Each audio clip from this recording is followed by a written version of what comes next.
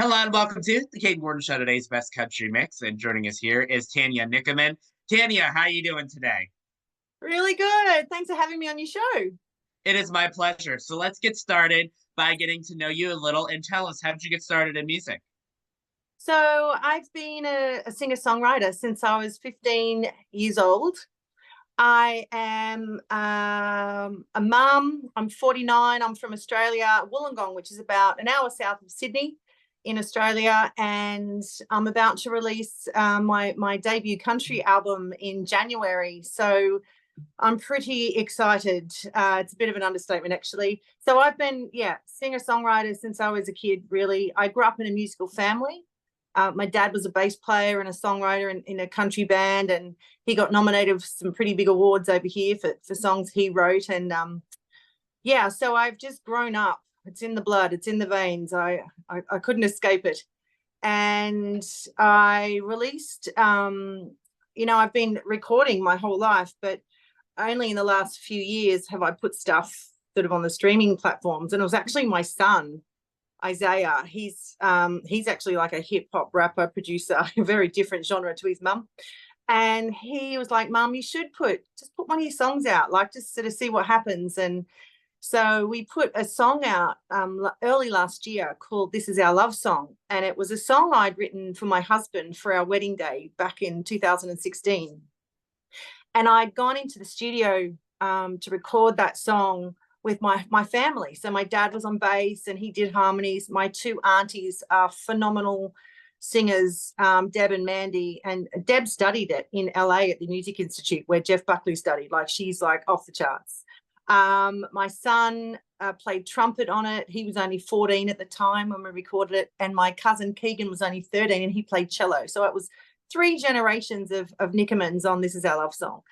So it was a special song to us anyway, as a family. And that was the song I walked down the aisle to in 2016. Anyway, the song sat there for years, and Isaiah put it up on Spotify and iTunes and all that. And I get a call the day it came out on the 4th of January from one of my dad's mates. And he goes, "Oh, you got a song on iTunes?" I said, yeah, I'll just put the wedding song up. And he goes, "You're number 2 on the singer-songwriter charts and you're currently 23 in Australia. Elton John's 22, Harry Styles is 24. I was like, what? And then it went to number 11. And then like a major newspaper in Sydney in Australia, the Daily Telegraph phoned, said, "Could we do a story?" They did a big page overnight. Popping overnight, she's a star. It was this big story. And I'm a dental hygienist through the day, and I was back at the dentist on the Monday. My phone kept ringing, and it was a national current affairs program. It was the producer, and he said, "Oh, look, I've read your story in the paper, and this is phenomenal that this song's been sitting there for 6 years, and your son puts it online, and you knock Ed Sheeran off the chart. So we need to do a story on you." So next thing, I had a current affair in my house, and they did a great story, and then the song went to number 5 in Australia on iTunes. This little song I wrote for my husband. So it kind of, reignited my songwriting and wanting to put stuff out. I think in the background for my family, we'd found out in December 2022 that my dad had 6 months to live. He had leukemia. And, when we recorded This Is Our Love Song, he was healthy. That was 6 years earlier. So when this all happened and came out on national TV and radio, and my dad got to see it all, which was like the best thing, because if he wasn't here, he's not here now, we've lost him, but he got to see all that, which is really, really special. And it was music was a beautiful distraction from what was happening in our life, and then after that, I wrote a song for my dad with an amazing producer, Michael Carpenter, this song's called Biggest Heart, because he was a really big man and with the biggest heart. So I wrote a song for my dad and released that in March 2023. Apple Music put it on their Aussie Country playlist, was getting radio play. So my dad got to hear it, and then he passed away like 6 weeks later or something. So I took a bit of time off from the music, and just spent time with my family. And then I wrote a song, I recorded a song with Michael Carpenter again called Lorraine, and it's about domestic violence. And it's a fictional story And it sets, when I wrote it, it was like I could see it like a movie in my head, like a short film. And so when I knew when I recorded this song, I had to do a music video, and so I directed this music video. It was my first ever, my directorial debut, if you will. And then that Foxtel's CMT were playing it, and I'm like, oh my God, this is just good.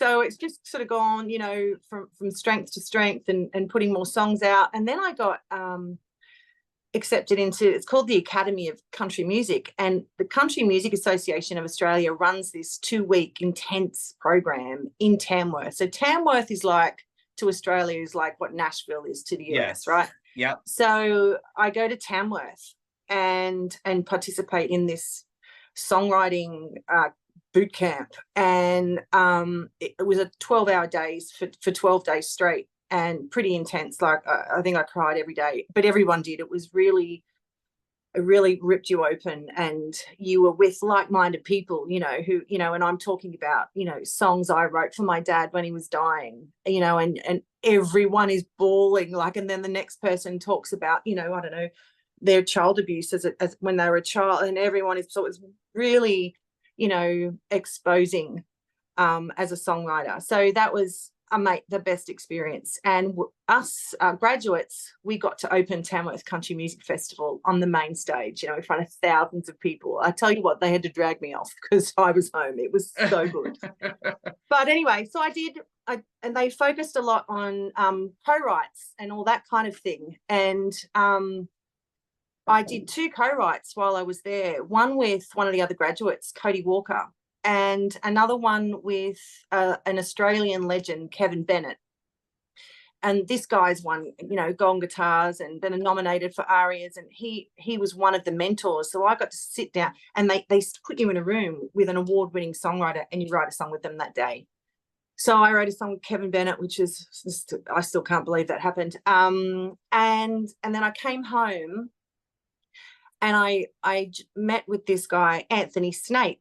He is a phenomenal singer-songwriter. He's been living in Nashville for 10 years, and he's back in Australia now.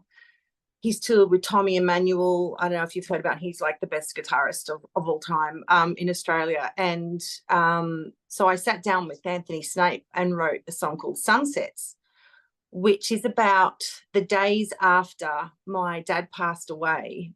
Every day, the sunset was like off the charts, and it was like day 5. I'd be driving home, in my grief state from my mum and dad's house, and I'd see this sunset, and I was like, and by day 5, I thought, is that you, Dad? Are you turning the dial up on the sunset? Because I could feel my dad for some reason, like he's like, I'm here, look up, or something. It was profound and comforting. And so Sunsets is about the days, the sunsets, and now every day I see a sunset, I go, hi, Dad. It's a beautiful thing, and a connecting thing to someone that you've lost. And I've had a lot of people reach out and say, I have the same experience with sunsets, or with sunrises, or the moon, or, rainbows. And we connect with something in nature, and that's a beautiful thing and a very comforting thing. So yeah, I've been writing all these new songs, and I had no money, as us artists do.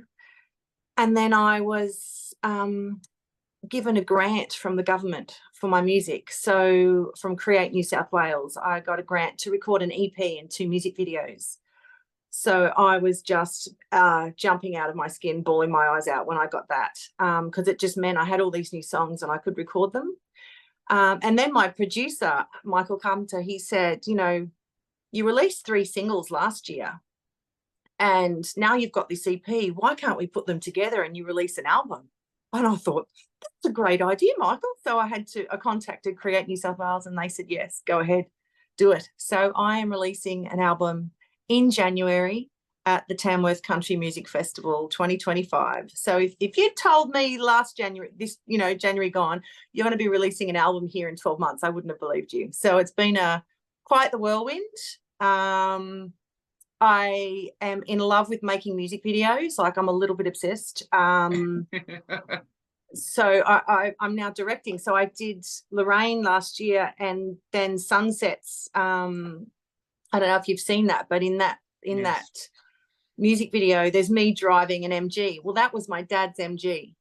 and that drone footage of driving Dad's car at sunset, you know, was epic. And my son actually did all the filming for the car shots, and then I had Jude Ella, who filmed Lorraine for me. He's an amazing cinematographer here in Australia. He shot all the studio footage of me and Anthony Snape with Michael Carpenter, my producer, in the studio. And then I've just finished Bigger the Hoops music video, which was the biggest production I have ever done. There was 15 people on the film crew, I think. 40 extras, 25 line dancers. We had a stage installed in a barn. Like, it was nuts. But so much fun. And I'm still exhausted from that, actually. That was weeks ago now. I'm still recovering. But that's coming out in a couple of weeks, so I cannot wait for you to see that. I've released a couple of snippets of it so people get a vibe of what it is. But it's a really fun banger. And my favourite part, I think, of Bigger the Hoops music video was, I said to the cinematographer, I really want to have my Beyonce moment, you know, when my hair's blowing in the wind. But when you pan back, I want to see two girls holding leaf blowers, giving me my Beyonce moment. So we got that scene done, and that's my stepdaughter Zali and my niece Stella are official leaf blower holders. That was their role. So they had a ball too. So my mum and my sisters are in the music video. You see me having shots. That's me with my sisters having shots at a bar. It was water. So we were very hydrated that day. The most hydrated we've ever been, actually. They're like, can't we put real vodka in this? I was like, no, we still have more things to do, honey. Yeah, so that's where we're at, and I'm launching the album in January in Tamworth. So I just had a massive show here in Wollongong, my first like big ticketed show, and we sold out. And I had merchandise, and we sold out, and it's just been an absolute whirlwind. And I'm, you know, don't ever think that because you're older, you know, you can't do stuff, because I'm turning 50 next year, and it's got this next 50 is going to be bigger than the first 50. So I just want to let everyone know it's just a number, honey. That's right, for sure. Now, thank you so much for sharing your story with us. It was great to hear your experiences and what you've been able to accomplish just by having 6 months of a song not going to now. It's such an incredible story. Thank you so much for sharing with that with us. So if people want to learn more about you, where can they find you? They can go to my website, TaniaNichamin.com. So Tania's Tania, and Nichamin's a funny spelling. It's Nichamin. So if they go to TaniaNichamin.com, they can pre-order the album. I'm actually doing a vinyl, which I'm so excited about. I cannot believe I'm going to have a record like on vinyl. There'll be CDs as well, and there's merchandise on there, so they can get all the stuff. And I'm on Facebook, it's Tania Nichamin Music on Facebook, and Instagram under Tania Nichamin, and do a couple of TikToks. I've also got an alter ego called Tanya Tamworth. She's quite a hoot. She's like this mega country superstar who everyone just loves and adores, and she likes to give back to the fans. So they might come across Tanya Tamworth on the TikTok. So brace yourself. Sure will, for sure. And is there anything that I forgot to mention that you would like to mention before we go today? No, just, you know, follow me on Spotify and Apple, and you know, it's really important that people, you know, buy the album. Us artists are, you know, we're putting thousands of dollars into our music, and we don't get it back from Spotify and Apple Music. And as much as, you know, we want people to follow us on those platforms, you really need to support the artist by buying the album or buying a t-shirt, and that really helps us to, you know, move forward and continue making amazing music. That's right. Tania Nichamin, thank you so much for taking the time to come on the Kayden Gordon Show, today's Best Country Mix. Thank you for having me, guys. Thank you. You're very welcome, and thank you so much for your time. Talk to you soon.